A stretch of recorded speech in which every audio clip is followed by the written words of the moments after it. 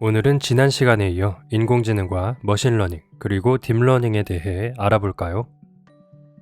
먼저 인공지능이란 학습하고 판단할 수 있는 능력을 갖춘 컴퓨터, 그리고 컴퓨터가 학습하는 다양한 방법에 대한 연구 또는 그 분야 자체라고 정의할 수 있습니다.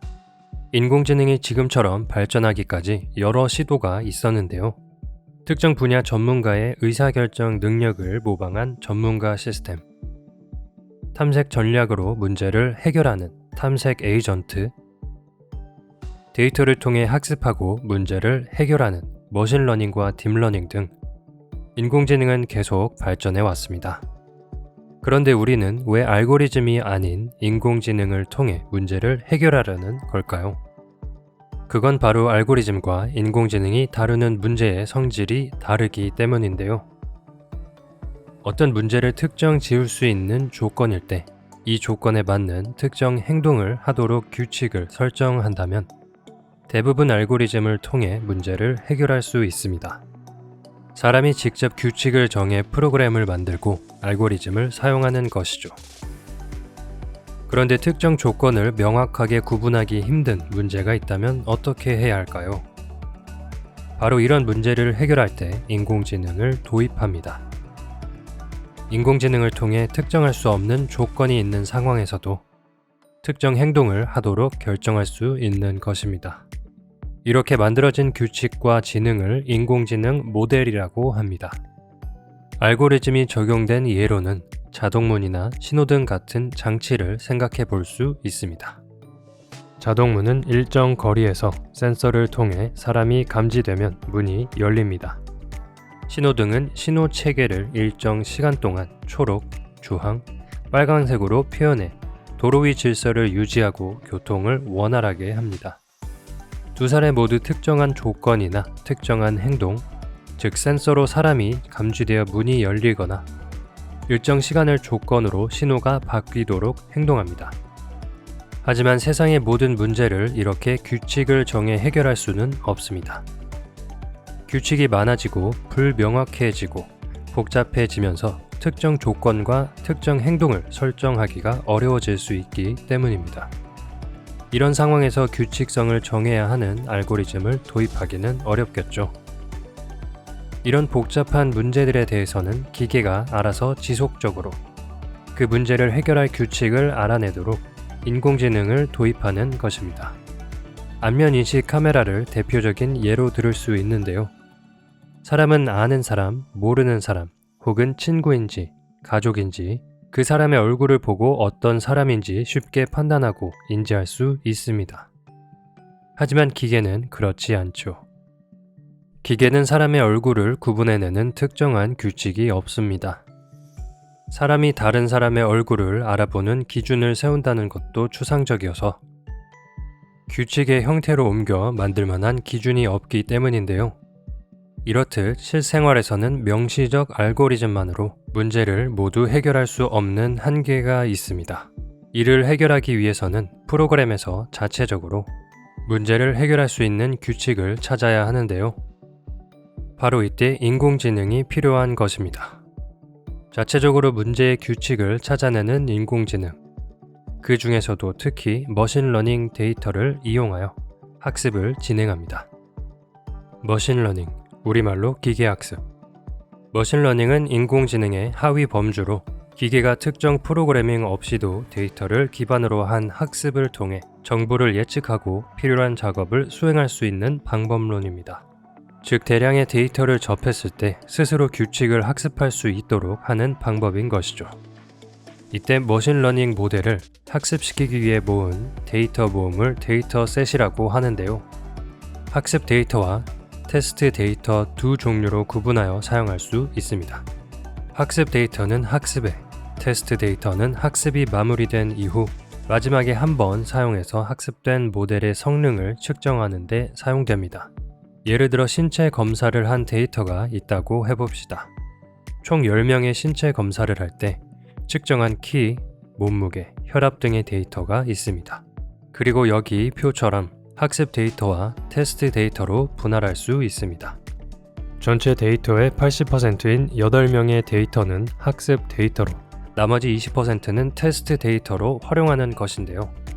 이처럼 학습 데이터와 테스트 데이터로 나누어 사용함으로써 인공지능 모델이 얼마나 잘 학습되었는지를 확인할 수 있습니다. 데이터는 학습 데이터, 테스트 데이터 말고도 크게 두 가지 정형 데이터와 비정형 데이터로 구분할 수 있습니다. 정형 데이터는 미리 정해놓은 형식과 구조에 따라 수치가 저장되도록 구성된 데이터로 사람이 수치 혹은 분류 데이터를 입력해야 합니다. 일반적으로 정형 데이터는 표, 엑셀과 같은 형태로 표현할 수 있죠. 예를 들어 여러 사람들의 신체 건강 정보를 수치로 입력한 표가 있습니다. 사람의 나이, 체지방률, BMI 지수를 수치로 입력하고 성별은 두 가지로 구분하여 입력한 예시입니다. 이때 성별이라는 특징에는 남성, 여성이라는 값이 들어가고 나이라는 특징에는 25 혹은 40과 같은 숫자가 입력되겠죠. 여기서 나이, 성별, 체지방률, BMI 지수 등 수치를 입력하는 항목들이 바로 이 데이터의 특징이며 정형 데이터를 다루려면 각 데이터의 특징을 사람이 직접 입력해야 합니다. 그리고 이 특징 아래에 있는 수치 혹은 성별 구분 표시가 곧 정형 데이터의 내용이 됩니다. 가로줄에서는 고객 한 명의 나이, 성별, 체지방률, BMI 지수를 읽을 수 있고 세로줄을 한 칸 정해서 읽으면 고객 10명 각각의 체지방률과 같은 하나의 특징을 읽을 수 있는 것이죠. 비정형 데이터란 정해진 규칙이 없거나 형태나 구조가 복잡하여 정형화되지 않은 데이터입니다. 정형 데이터보다 더 복잡한 정보를 포함하고 있는 데이터인 것이죠. 대표적으로 사진, 음성, 텍스트 데이터가 비정형 데이터에 속합니다. 이런 데이터는 사람이 데이터의 구조에 맞춰 특징에 해당하는 수치를 저장하는 방식으로 생성할 수 없습니다. 그 예시로 고양이 사진을 한번 볼까요? 사진을 이루는 한 점마다 특정한 색을 의미하는 수치를 지니고 있습니다. 하지만 이런 하나의 수치들이 이 사진이 고양이라는 사실을 보여주진 못하죠. 사진의 일부분을 크게 확대해 볼까요? 사진은 이렇게 여러 개의 사각형으로 구성이 되어 있고 각 사각형에는 색깔을 의미하는 수치로 채워져 있습니다. 색상값을 이용해 어느 정도 이미지의 경계선을 찾는 것은 가능할 수 있지만 이 이미지가 고양이인지 혹은 고양이 이미지의 일부인지는 알 수 없을 것입니다. 이 사진의 고양이라는 특징은 사람이 쉽게 수치로 추출할 수 없는 추상적인 특징인 것이죠. 음성 또한 마찬가지입니다. 음성 신호는 한 시점마다 특정한 주파수와 진폭이 수치로 기록되는 데이터인데요. 이렇게 확대되는 음성 신호의 경우 다른 시점의 신호보다 소리의 크기가 더 크다는 것을 예측할 수 있습니다. 하지만 이런 수치와 그 수치의 변화를 통해서 그 음성이 누구의 것인지 혹은 어떤 소리인지 그리고 어떤 의미의 말을 하는 것인지를 확신할 수 있게 해주지는 않습니다. 이것은 단순히 음성 신호의 수치를 읽는 것으로는 파악할 수 없고 사람이 직접 소리를 듣는 과정을 통하여 직관적으로 파악하게 됩니다. 정형 데이터와 비정형 데이터, 이 두 가지는 특징을 추출하는 데에서 난이도의 차이가 존재합니다. 정형 데이터의 경우 머신러닝을 이용해도 딥러닝을 이용해도 모두 좋은 학습 결과를 보이곤 합니다. 하지만 비정형 데이터처럼 복잡한 데이터는 기존의 머신러닝 기법을 적용했을 때는 좋은 성능을 보이지 못하는 경향이 있습니다. 가령 사진 데이터를 예로 들면 개를 인식해야 하는 상황에서 잘 인식하지 못하고 사람 목소리 데이터를 예로 들면 각 사람의 목소리를 구분 못하는 것이죠. 이에 반해서 딥러닝을 이용하면 비정형 데이터와 같은 복잡한 데이터를 학습하는데 머신러닝과 비교하여 더 나은 성능을 보입니다. 머신러닝을 사용할 때에는 데이터에서 특징을 사람이 직접 추출해준 정형 데이터에서만 좋은 성능을 보였지만 딥러닝을 사용하기 시작하자 정형 데이터뿐만 아니라 사람이 직접 특징을 추출해주지는 못하는 더 복잡한 데이터인 비정형 데이터에서도 좋은 성능을 보일 수 있었던 겁니다.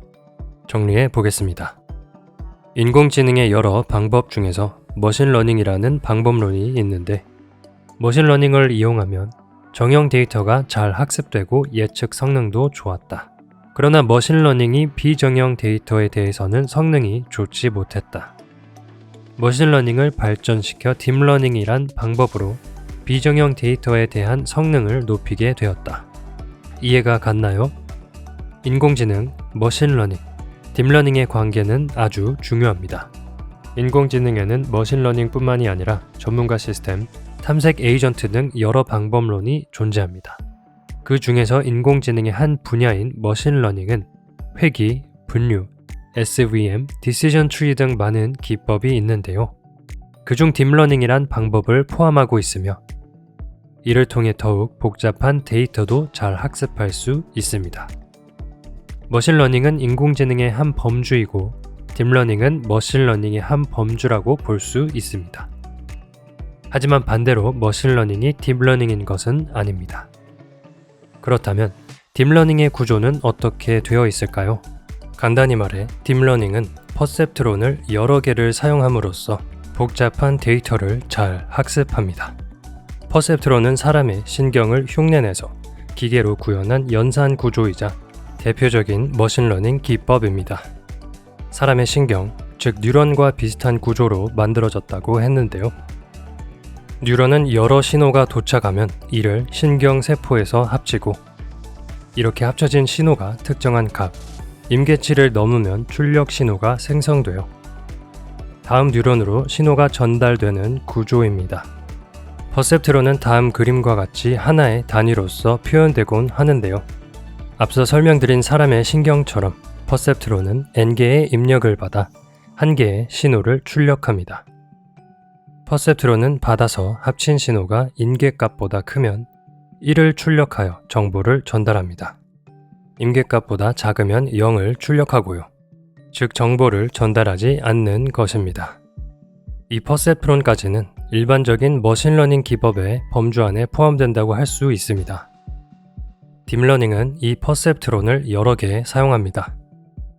이렇게 여러 개의 퍼셉트론을 이어 붙여서 만든 연산 구조를 인공신경망, 즉 뉴럴 네트워크라고 합니다. 그 다음 그림처럼 여러 개의 퍼셉트론으로 구성되어 2개 이상의 층이 생긴 큰 규모를 이루는 인공신경망을 심층 신경망, 딥 뉴럴 네트워크라고 부릅니다. 우리가 흔히 듣는 딥러닝은 이렇게 여러 개의 퍼셉트론으로 구성된 심층 신경망 DNN을 학습하는 것을 의미합니다.